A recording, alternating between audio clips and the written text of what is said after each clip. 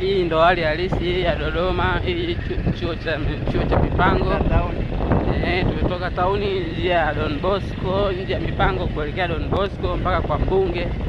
Hii njia kwa siku ni takriban zaidi ya watu 1000 mpaka 2000 wakiwa wanaelekea chuoni kusoma, wengine wanaelekea kufanya shughuli zao za kibiashara. Lakini kwa siku ya leo kama unavyojionea hapo, hamna watu, hamna shughuli zote zinazoendelea, wala kushana vyombo vya usafiri, nikimaanisha bodaboda, bajaji, ambao ndio vyombo vya usafiri vinavyotumika sana kwa eneo hili.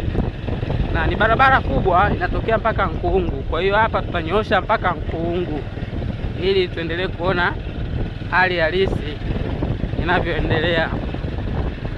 Kama unavyoona barabarani hamna kabisa watu. Na leo ni siku ya uhuru, kwa watu tunasherehekea uhuru wetu tukiwa ndani tunatekeleza maagizo, maelekezo kutoka kwa waziri mkuu. Kama shughuli yako ikufanye kutoka, basi jitahidi ufanyie shughuli zako ndani kwa usalama wako binafsi. Kama unavyoona hamna kabisa watu. Nitawaletea na kesho video kuonyesha ili eneo huwa namna linavyofanya kazi.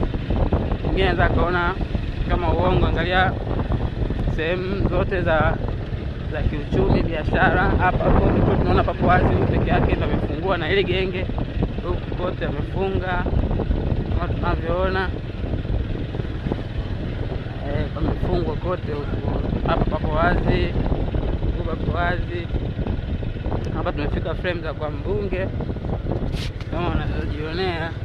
Watu wamekaa pale, kuna huduma za kifedha. Unaona watu wamejaa kidogo.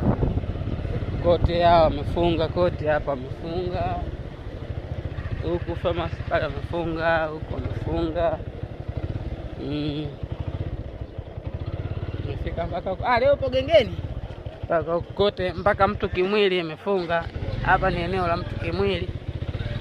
Mtu Kimwili huwa ni mbishi sana, hawezi kufunga.